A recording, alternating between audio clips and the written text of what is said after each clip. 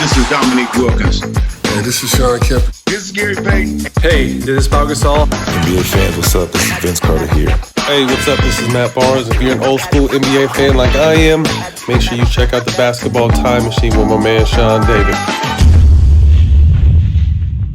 Hey guys, what's good? Welcome back to the Basketball Time Machine. I'm your host, Sean David. Thanks for tuning in. Let's talk some old school NBA basketball. In today's episode, I want to talk about my favorite big of all time, Hakeem Olajuwon, and tell you why I think that prime Hakeem Olajuwon was just as good as Kareem Abdul Jabbar, if not even better. So before we get to that though, I want to give a quick shout out to the Patreons of this episode. Thanks a lot you guys for supporting the show. As always, it's really appreciated. And I would say let's dig right into today's topic.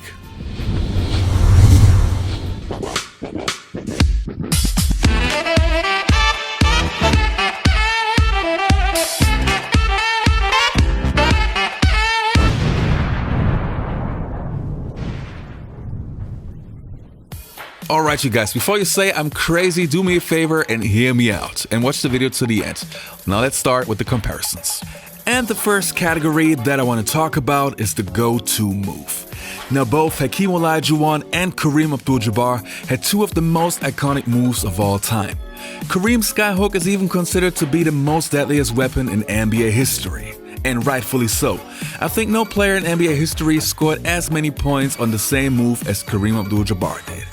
Is this a good thing? Well, yes, of course, because it shows how unstoppable the skyhook really was. In his entire career, Kareem's skyhook only got blocked 5 times.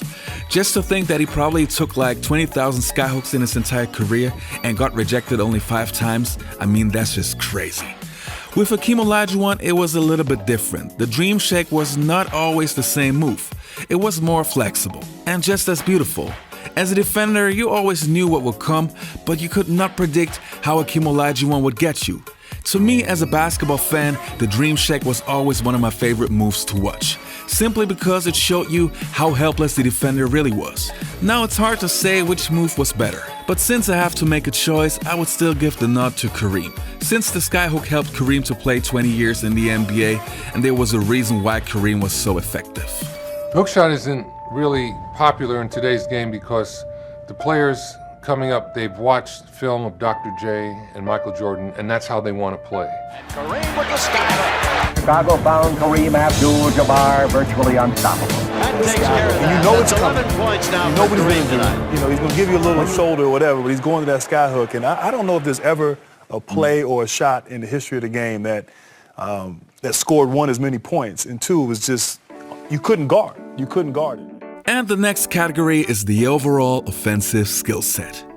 Now, we already talked about the skyhook and the Dream Shake, but who of the two had the better overall skill set? Let's take a look at Kareem first. As we know, his major move was the skyhook, but he also had a nice turnaround jumper and a soft baby hook. So he was not a one-dimensional player, and we can't forget that he also ran the breaks with Magic Johnson and would often receive a nice dish by Magic and finish the break with a dunk. And Hakeem?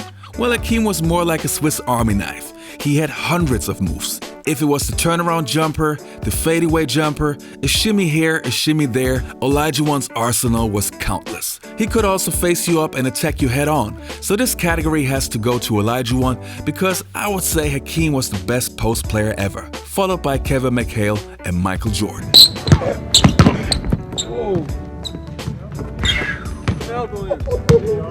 Oh man!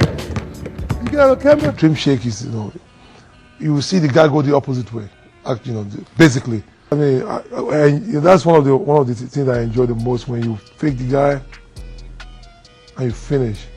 When you go back down the court and you knew, you cannot deny it because you know you lost him completely. 8 rebounds for the big guy. He does that to the baseline and gets the roll. Not only was he a very agile guy, but he was super strong around the basket, and he just had an unbelievable feel for the game. I remember the year that David Robinson got the MVP. He was a little upset about that, so he made a statement in the playoff and basically destroyed it in the playoff. But it's because of his footwork and the way he worked on his game. Because when he first came in the league, actually when he was at the University of Houston, didn't have great footwork at all. Wasn't a very good scorer. It wasn't until he came in the NBA he developed all those He's the first skills. big man that crossed me over. And the next category that I want to look into is defense.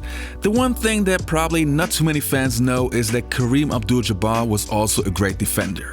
When your offensive weapon is a skyhook, it's easy to overlook the other side of the game. But let me hit you up with some facts. Kareem was an 11-time All-Defensive player, a 4-time blocks champion, plus in his younger days, he was also a pretty good rebounder. So overall, Kareem was one of the best defenders on his position. Hakeem Olajuwon, on the other hand, was a 9-time All-Defensive player, but also a 2-time Defensive Player of the Year, a 3-time blocks champion, and a 2-time rebound champion. Just taking those facts into consideration, it's easy to say that it's a tie. But I would still give the nod to Hakeem. Why? Because Hakeem was one of a kind with his footwork. In pick-and-roll situations, he was able to cover a guard, a quality that is super rare and also so valuable. Also, he was able to shut good bigs down. Every star big of the 1990s, if it was a Patrick Ewing, a Shaquille O'Neal, or a David Robinson, they all had games where Hakeem Olajuwon destroyed them defensively. So I have to give that one to Hakeem Olajuwon. I never played against, never played with anyone that was that unique. Because you defensively, forget the dream shape, but defensively, if there was a pick and roll and you switched, he can guard a guard. He was able to move his feet and be able to be in position and guard a guard. Then, because his rule was, he said, Kenny, I'll play your man for 5 seconds. Just hold up the big guy, and then when he starts to shoot, I'll contest it and get back to mine. I'm like, you're gonna do all of that? I appreciate it. Like, how can you do all that? He really thought he could do it, and he actually did. And the next category is going to be team success. Oh boy. Now this category is kind of unfair, but definitely the one where most of you guys will disagree with me. But please hear me out. When Kareem Abdul Jabbar played for the Los Angeles Lakers, he won 5 championships. And he won another one with the Milwaukee Bucks prior. What you should not forget though is that he also played with many All-Stars and Hall of Famers. If it was a Magic Johnson, James Worthy, Bob McAdoo, Byron Scott, Jamal Wilkes, and so on, those teams he played in automatically were title contenders. Even if Jabbar wouldn't have been on that team, those were championship contenders. Hakeem Olajuwon, on the other hand, played for the Houston Rockets, won 2 championships while playing with Otis Thorpe as the second best player who averaged 14 points in 1993 and in 1994 with an overage Clyde Drexler as an 8th seed. So Hakeem Olajuwon's accomplishments to me are way tougher. And yes, of course I realize that Kareem had to play against the Celtics in the 80s, but I just think that Hakeem Olajuwon with the Houston Rockets never had a championship material team and still won 2 championships. So even though Kareem Abdul Jabbar won more championships, this category for me is a tie.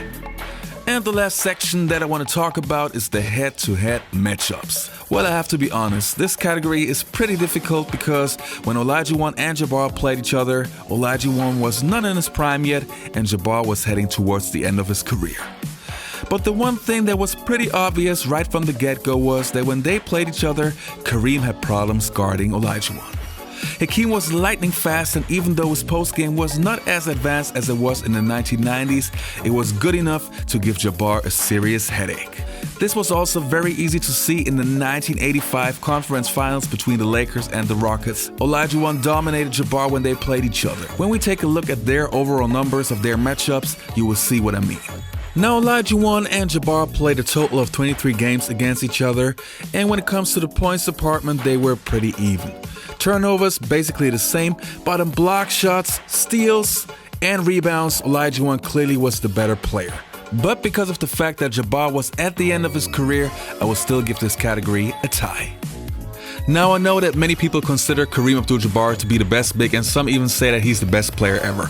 And I totally understand and I totally get it. But to me, Hakeem Olajuwon is the best big who ever lived. And if I wasn't able to make it clear in this video, I'm sorry, but that was the best I could do. I just feel that he was one of a kind. And of course he didn't have the skyhook, but I think his dream shake and his overall skill set, plus being able to guard a point guard for a short while, was just unique. And I just love Hakeem Olajuwon.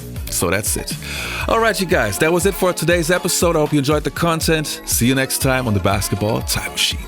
If you were to say, yeah, let's make him take that shot, the shots he'd take Like, if you're a good defensive coach, you say, yeah, let's make him take that 360 fadeaway, half his head behind the backboard.